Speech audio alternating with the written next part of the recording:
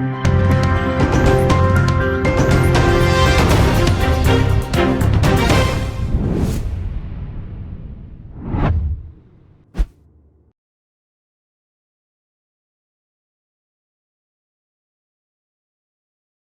President JJ Rawlins new wa abeto dwa che say sesi ade di ntrene won from emu no de na wodwen efa ho oh me dream say papa ne de wanyi nti so wo na beto ne de aye normal be ya e na owo na aba no say ya nyina ye nti o mama nyina ya nya baako na ya fa adwempa nta eye na ebe ya na achi na woti asem no wo fa ne sen I was go me ho and cremity and me sad me so yempo if say ya do abeti time na wo ni see no wo be hwe secret ha nyina nso mu na wa ha nyina e bosa prekope nti papa na wawu ni de asem kese pa na ato ye no won se brechi ato man wo pa o tu fo kese pa na wato fo mu na se si eyi so ebi mu ka se apei betima ba se we asofo akeka keke na webewu bi na se bi akwaji mu no de na ewu na obi a wesie ni maame busumi mienu anase na otu mienu peni na enenso yebeti a na wewu dia na bibi akobone wo so de na wadwen fa eno no me madwene sa nyame na afre no ebi so papa no oye obi a wanyi na obi a na na efi na wa bob branch obi anto me nya na hwe nyame na afre no na wo hwe ye former president JJ Rawlins wo hwe na mamuomu wo Ghana na ntutu a wo ye e wote se o man mu no die mpa na wo be hwe no so se ade we nko ade mi re fida e fa Rawlins no klanti na mi re mfini da de no ma bebre ba da we ade na o mi to me kai bi no ma bebre na minum pon papa no se mi kai ni bi pon na se mi huna even say come de me kra ma me dada intonu de no ma bebre na wo pena sempa pa na obi a open asem na hu de wo de kai no na se de wo de pena asem who say ase ya owo no akukọ minti kai bibi sesi ba papa ne de oye nipa won sesi aye Ghana mu na de ato yini na nso e de ara ofie busuem to obi de hye ti wo mu so wo mu ti eyimpa so wo mu esu no de na obeka che wo mi ka che mo se de nyame pe no ye nti o mu hye de nyame sani ono pe no no e na o ye wa ye ne sa nti o mu hye de nti mi mane ne yire nyina ya akọ ebusuafo ye former president JJ Rawlins ni wo no ehun komo ene ye daso a etwetwe na wa wotietie manfo wo ma adwen chatum so obi aye bosa ade we eye unexpected na ye betoa enkomo no eso Mr. Rawlins ye former president ni wo asisi ade abetodwa no die mpa na odwen e de fam in fact yo minu aba ma kwa abaso ye eyi and pay ya cram in front of said bo be ya yina pacho ma woni saka kama me be 12 na e wa hanu ma hanu ma na ye adwuma na 12 news na sa breaking news ni ba say man panyin dada kan man panyin da JJ Rawlins wa tonon saben ku in fact me tie no you say blue in fact I was shocked to hear such a news. Na how pa na te say we dey me pese me say wo sun hu kra say bibi say betimi si say afia kakakra na akwe obi a te say na wotwe mienu temu ni afie ne maame na ase bi say na te say so me matu ase say also ye shock but say bibi o ko be otima ka say o say we nyin 73 years there we nyin ti enye hwe but still na atenka be na wonya wo fa ni wo no me ya na me man susu say bibi sa besi at this crucial time ayakwa akoto aba akabaya some few days less than 1 month ayakwa akoto aba na ipakakra kasi afremu in fact me yakakra me di ayro ho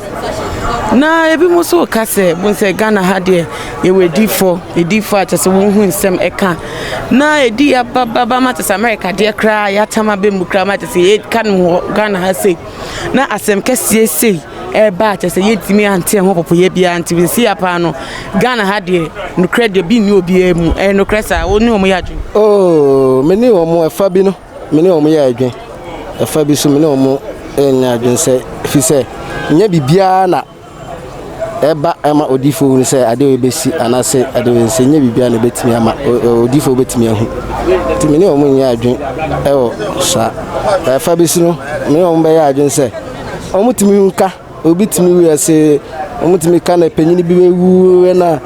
musician bi bewu ni patutu bewu na eba na se na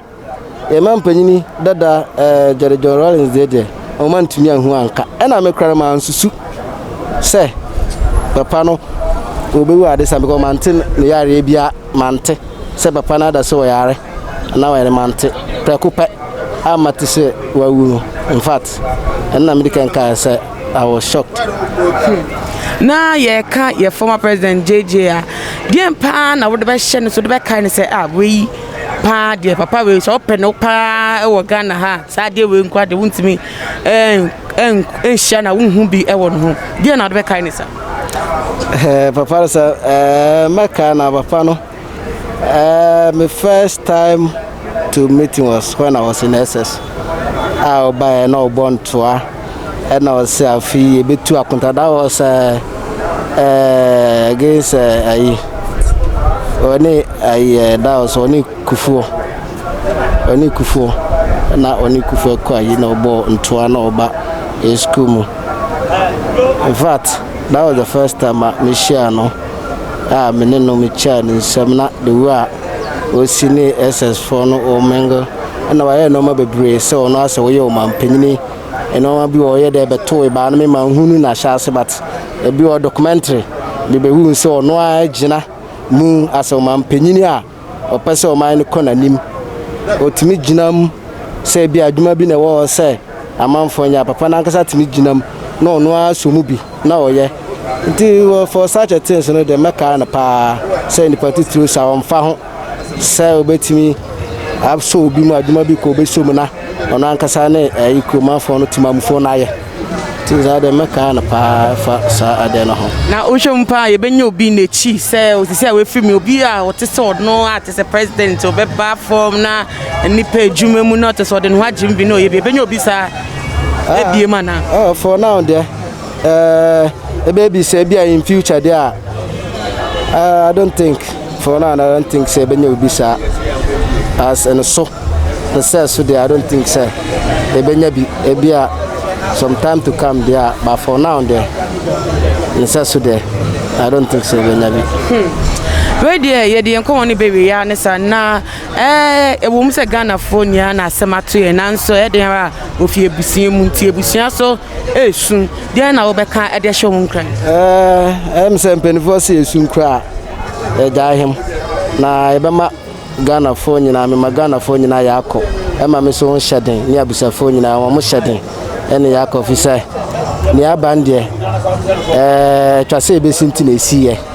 enti nipa da sene de enu hwe betimi aye enti Ghana phone nyina me ma mo hyeden ne ya akọ mfa se nyina ma hu nyina hyeden ene ya akọ akwa ba eba tumaji so ye ba Mammy, Cecilia dining in Tiana Betodra, HSA, former president John, JJ Rawlins, Cecilia Day, Watuan and Anum Ewa and Sedo. That's the way, what you was saying. Oh, me ya say, na ya papa. Me ya pa, but nipa de obeye bi wan be ni na. Nti me dem tusu se bia. The time na so naija. Na kopa to ne sa fe no. Ba wa ya de enso se we sie ni maame ansa. Oh. Nti about time bia ese pese ni ba be sie nu. Ansa we wunti wa ya de nti kona wa kono nkoda asumdwe su. Wa ye bi nipa nso de o mbeye ni na obeye bi na obi so abetu asunti. Na kopa mfa ni kra esie ye. Na no metwase ya huni se ne bre e na aso e no woko. Me da me huni se ne bre na aso ana nyakopa to ni sa fe no. Nti me ma na busuafo nyina ya akọ. Emum na kofo bi keka Rawlins we oh there no ye bo Ghana na sabe ye kaka no asem na wo dey pa na betimi da hye ne so say your former president ade we nkwa de me remfi won ho da obedi mampeni ene ebra ofi akonya so wo Ghana ha dey pa na de hye ne so me dey be village na kwa ni ho nti obe de me hu ye ni say obe ma ye kwan me village ebra ye president obe ma ye kwan nti ende me de kan no anu ana me so me de kan no ana de kan no na wo pena asem pa oh me pena asem so oye obi papa nti me pena asem pa sabe a wato nananum e won sedo ate say we dey aba fresh cry ne ya na asem si den na wo ka kire na busua na adofo no ene Ghana fo nia isa say yenia na ade ato yini nyina na ade ato ni we nya ndi se nya mpipe Ghana nyina ye papa nti nyina ya ma ye hu ya akọ ye ma na busuafo nyina ya akọ ne mma ne yire no ne yire ya ma ne ya akọ omu nhyedin we de ye nyina Ghana nyina papa Ghana nyina na anya yie no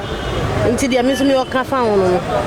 nyankopon ensure na ebusuafo enkomo na ene ye to aso your former president JJ Rawlins ni wo awewu reaction na ye Ghana for one more react no ene ye de so na ye to aso